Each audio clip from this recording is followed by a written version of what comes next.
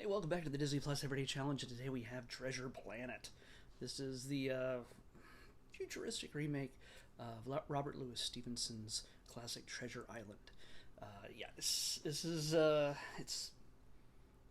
I have to admit I have not read the book probably since I was a little kid, and I haven't seen the Disney classic from 1950 yet. That's on the list. It hasn't been picked yet. I'm sure it will be soon, or someday in the next 3 years, I imagine. Uh, if I go that long, I hope I do. Well, this is. I was totally wrong yesterday. This is not Matt Damon in the lead role. It's Joseph Gordon-Levitt. I was thinking of Titan AE, which aesthetically maybe somehow might, in my head, look like the same thing. It is not. This is obviously set in the future, but it has this weird, I guess, I don't want to say steampunk, because I mean it's sort of steampunk in the sense that all the spaceships are wooden, at least wooden looking. The buildings are wooden looking. It's wood and stone. It's very 18th, 19th century, um, yeah, like New England kind of area looking. New York back in before, everything is just big battleships or big, with sails and everything else. They serve a purpose to get the ships from one place to the next. They're they're CGI. They're definitely they're digital effects, but they provide the power to fly through space, I guess. So yeah, it's very. There's something to look at in every scene in this film. Something a little bit different than what you'd normally expect, obviously, because this is again set in the future, but looks like the past. So that's where that steampunk kind of thing comes into play. And there is a cyborg in this. There's mechanical hands and everything else. This basically, oh, by the way, this is from 2002. It is an hour and 38 minutes long. Stars, like I said, Joseph Gordon-Levitt is the main character, Jim Hawkins. His mom is, well, where did she go? Where did she go? Come on, where are you? There we are. Laurie Metcalf. Yeah, Laurie Metcalf plays his mom. But some of the other notable names in here is Emma Thompson plays the captain of the ship. She's like a cat alien looking woman, Captain Amelia. And David Hyde Pierce from Frasier, Niles, plays a doctor who's kind of like the Dr. Doppler, I think his name. Let me make absolutely sure. Doppler, yes, Doppler. And Brian Murray plays Silver, who's a very important character in this. Since I know I haven't seen this film. At least I've seen pieces of it, I guess, but I had never seen the whole thing. I was surprised because this would be right up my alley. I guess just in 2002, I had other things to do. It came out in November. Maybe I was busy that Thanksgiving. I don't know. There's also Martin Short plays a robot, a very loud robot that everybody has to go calm down. Just So it's a really interesting cast for. I think this movie honestly didn't do well, even though it was the tail end of the Disney Renaissance. It just sort of existed. Like I said, it didn't do well in the box office, and I don't think it made its money back worldwide. Even it's got a very modern animation aesthetic, where it has an almost, the characters all have this kind of anime face, not like big eyes or anything, but they have very clean lines. There's not a lot of sketching. You can't. There's not a lot of sketching texture to the lines, and more than half of this is digital. So it's a mixture of 2D and 3D animation. The 3D, of course, is the moving ships and the just anything that's big and moves around a lot. The people, of course, have the 2D animation feel to them. It's beautifully drawn though. The backgrounds, the characters. There's so many aliens in this thing.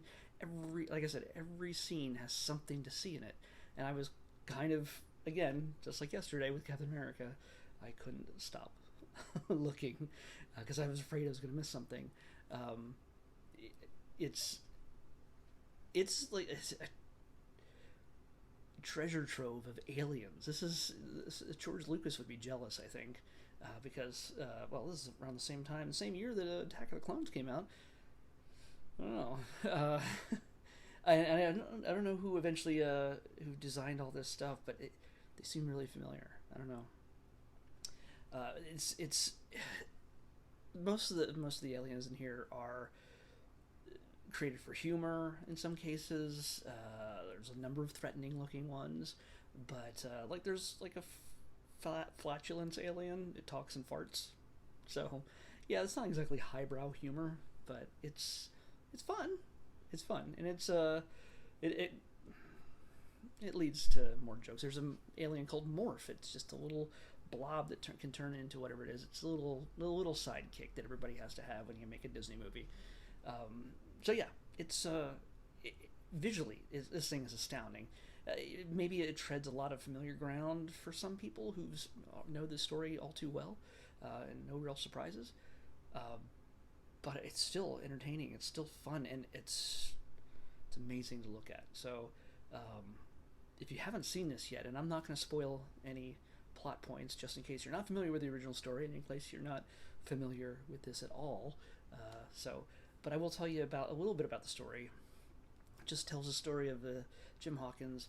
He's a little kid at the very beginning of the film, and you see that a little bit later they jump ahead to where he's a teenager, and his dad is left for some mysterious reasons.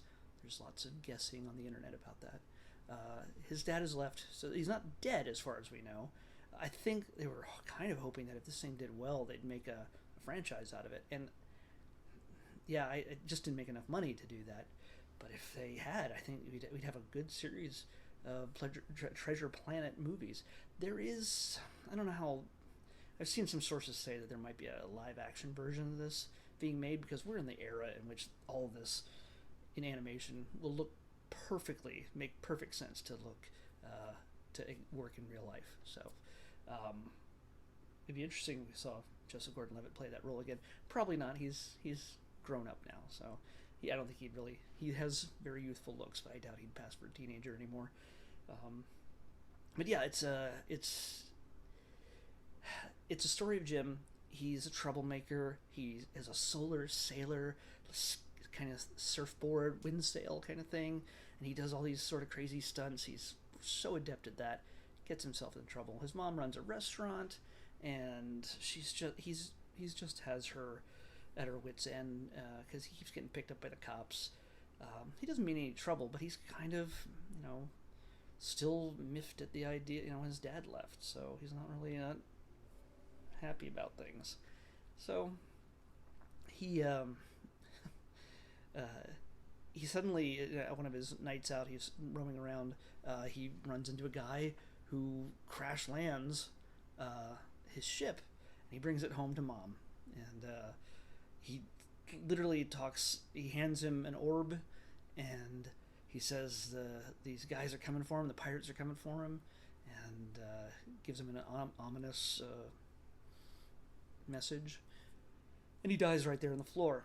And the pirates do arrive really, really quickly and pretty much lay waste to the home and the restaurant as they run for their lives. Him, his mom, and Dr. Doppler. And from that point, they discover what the orb is and what they might do with it. And so starts the adventure of Jim Hawkins and Dr. Doppler to find Treasure Planet, which is a long-standing legend where all the treasures of the galaxy were collected by this certain pirate once long ago. And is it real? Is it even real at all? And if it is, how do you get to it? And how do you even get home any of that treasure if you even find it? So, yeah, it's like I said, it's a very simplistic description of what goes on here in the movie, but yeah, I think it's better that I leave a lot of that unsaid. One of the great things about this is characters aren't always so black and white. There's no one. There's betrayal. There's different people play different roles in people's lives unexpectedly. Where you think maybe one character is the bad guy, they might actually care about certain people in in the story. And other cases where you think they're on the straight and narrow, will they betray everything that the hero is working for? So it's a little bit of back and forth, lots of little twists and turns, and how it will work out in the end for everybody. Well, you have to watch the movie to see, obviously. So yeah, I say it's worth watching. If you're interested, if you're not interested in old timey 1950s black and white version that they have here on Disney Plus, check out Treasure Planet. It's essentially the same story, but with a much more modern aesthetic. And one of the things, one of the places I love the most, that just is the space station. Just the way they designed it. It looks like a crescent moon, but it's the way they build out the backgrounds and the levels and the place. It looks amazing. So, yay! I'm gonna recommend this to you guys a whole lot. I can't believe it's taken me this long to realize this movie. But hey, that's what Disney Plus is for. So that's why I'm going to go through all the Disney Plus stuff in the next few years every day for you, just to share all this stuff with you. Let's pick tomorrow's episode. 11. Wait, I think we had 11. He's going to the extremes here. I have to scroll like crazy.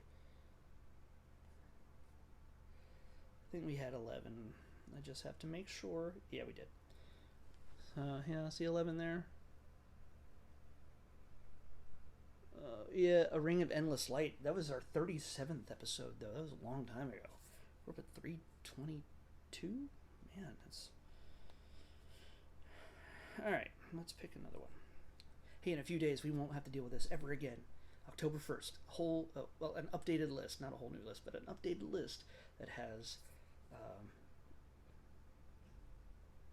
reset numbers, all the content that's been added to Disney Plus since launch, so up until the end of September. So that'll be fun. And because you see the little numbers down here, I don't know if you can, but this shows all the numbers that we've picked since we started using this app. October 1st, I wiped that all away. It fits with the new list, and we'll never get the same number twice. So that's a lot of talking. Come on. 479. Okay, 479. 479.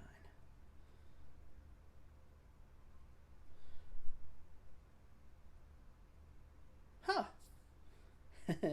We had 480 not too long ago.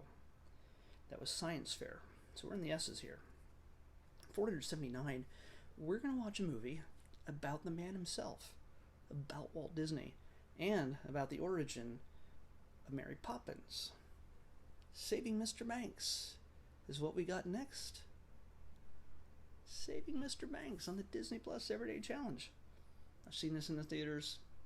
I'm looking forward to seeing it again. So I'll see you back here tomorrow on the Disney Plus Everyday Challenge with Saving Mr. Banks. Tom Hanks.